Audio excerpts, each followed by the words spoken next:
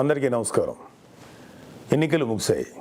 దాదాపు 82% ఓట్లు పోలయ్యాయి.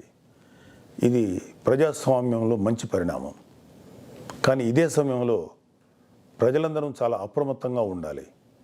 ఎందుకంటే పోలింగ్తోనే ఎలక్షనీరింగ్ పూర్తి కాలేదు, కౌంటింగ్ కూడా ఉంది. ఓటమి కళ్ళ ముందు కనిపించడంతో వైసీపీ అసురగణం ఎంతటి అరాచకానికి ఒడిగొడుతుందో పల్నాడు, తాడిపత్రి, తిరుపతిలో చూసాం. సైకోపాత్ అనే మాట మనం వింటూ ఉంటాం. ఈ జగన్మోహన్ రెడ్డి కూడా ఆ కోవలోకి వస్తాడో లేదో తెలియదు, కానీ ఖచ్చితంగా అతను ఒక సోషియోపాత్. ప్రజలను కులాలుగా, వర్గాలుగా, పార్టీల వారీగా విడదీసి చిచ్చులు పెట్టి ఆనందించే రకం. అతనిలో ఆ మానసిక స్థితిని మొదట్లో ఎవరు గుర్తించలేకపోయారు. ఆ వ్యాధిని తన అసురగణానికి కూడా అంటించాడు. ఈ సోషియోపాత్ మానసిక స్థితి రోజు రోజుకి ముదిరిపోయింది. ఓటమి కనిపిస్తుండటంతో వైసీపీ ముఠాలు ఉన్మాదంతో ప్రజల ఇళ్ల మీద పడి అరాచకం సృష్టిస్తున్నాయి. మాచర్ల వైసీపీ ఎమ్మెల్యే సంబంధీకుల ఇళ్లలో పెట్రోల్ బాంబులు దొరికాయంటే ఫలితాలు వచ్చాక వీళ్ళు ఎంత రాక్షసత్వానికి తెగబడబోతున్నారో ప్రజలు గ్రహించాలి. తాడిపత్రిలో పోలీసులు కూడా తమను తాము రక్షించుకునేందుకు అగచాట్లు పడ్డారు. అంటే వైసీపీ ఎంతగా రెచ్చిపోతుందో అర్థం చేసుకోవాలి. వైసీపీకి ఓటు వేయలేదని తెలిసి ఇళ్లలో చొరబడి మహిళలను, పిల్లల్ని అందరినీ చావుగొట్టే పైశాచికత్వాన్ని పెంచింది ఎవరు? ఖచ్చితంగా ఈ జగన్మోహన్ రెడ్డి అనే చెప్పాలి. విశాఖపట్నంలోని కంచరపాలెంలో ఓ కుటుంబం కూటమి అభ్యర్థులకు ఓటు వేసిందని తెలిసి వైసీపీ గుండాలు ఆ ఇంట్లో మహిళలను, చదువుకుంటున్న పిల్లలపై దుర్మార్గంగా దాడి చేసింది. గర్భంతో పుట్టింటికి వచ్చిన మహిళపైన తీవ్రంగా దాడి చేశారు. అంటే వైసీపీ రాక్షసత్వం ఏ స్థాయిలో ఉందో తెలుసుకోండి. ఇలాంటివన్నీ తెలుసుకొని చిక్కటి చిరునవ్వులు చెందించే వ్యక్తిని ఏమనాలి? మహేష్ బాబు స్పైడర్ సినిమాలో విలన్ సూర్య గుర్తొస్తున్నాడు కదూ. ఉత్తరాంధ్ర నుంచి రాయలసీమ వరకు ఎన్నికల అనంతరం హింసను ప్రేరేపించడంలో వైసీపీ ఓటమి కనిపిస్తుంది. రాబోయే ఓటమిని కప్పిపుచ్చుకునేందుకే ఈ దాడులు చేస్తుంది.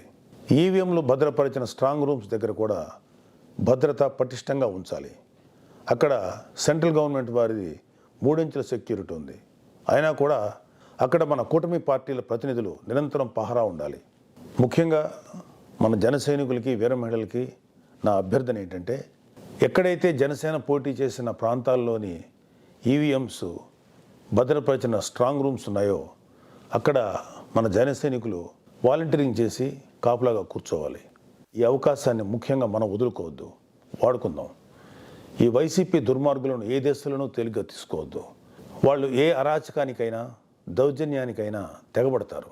ఆ మధ్యన అంటే 2-3 ఏళ్ల క్రితం అమెరికన్ ప్రెసిడెన్షియల్ ఎలక్షన్స్లో కూడా ఎక్స్ ప్రెసిడెంట్ డొనాల్డ్ ట్రంప్ ఇలాంటి లక్షణాలే కనబరిచాడు. ఎన్నికల్లో ఓడిపోతున్నాను అని తెలిసాక కూడా నేనే గెలుస్తున్నాను, గతం కంటే గట్టిగా ఓట్లు వచ్చాయని ప్రచారం మొదలెట్టాడు.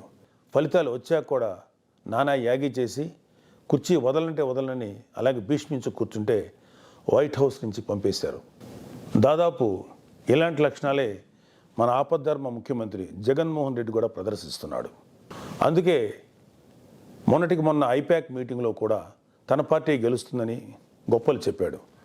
అతని మానసిక స్థితిని వంట పట్టించుకున్న ఉత్తరాంధ్ర నాయకుడు ప్రమాణ స్వీకార ముహూర్తం, విశాఖలో స్థలం అన్నీ ప్రకటించేశాడు. జూన్ 4 తర్వాత వీళ్ళందరినీ విశాఖలో ఉన్న ఆ ఆసుపత్రిలో చేర్చాల్సిందే. ట్రంప్ లాగే జగన్ కూడా కుర్చీ వదులుకోవడానికి ఇష్టపడ్డాం. తన ఉన్మాద బృందంతో రాష్ట్ర వ్యాప్తంగా దాడులు, హింసకు తెగబడే ప్రమాదం లేకపోలేదు. దీనిపై కేంద్ర ప్రభుత్వానికి ఖచ్చితమైన సమాచారం ఉంది. అందుకే వచ్చే నెల 15వ తేదీ వరకు కేంద్ర బలగాలను మోహరించాలని చెప్పింది. మన వంతుగా కౌంటింగ్ ముగిసే వరకు కౌంటింగ్ కేంద్రాల దగ్గర, పార్టీ కార్యాలయాల దగ్గర కూటమి శ్రేణులు అప్రమత్తంగా ఉంటూ ప్రతి కూటమి కార్యకర్త ఈ కేంద్రాలను పర్యవేక్షిస్తూ ఉండాలి. ఆంధ్రప్రదేశ్ రాష్ట్రం ఈ అరాచక శక్తుల చేతుల నుంచి అభివృద్ధి సాధకుల చేతులకు మారే సమయం దగ్గరలోనే ఉంది.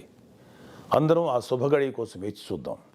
జై జనసేన, జై హింద్. మరిన్ని వీడియోస్ కోసం ఛానల్ ని సబ్స్క్రైబ్ చేయండి. లేటెస్ట్ అప్డేట్స్ కోసం వాట్సాప్ ఛానల్ ని ఫాలో చేయండి. అండ్ లింక్ డిస్క్రిప్షన్ లో ఉంది.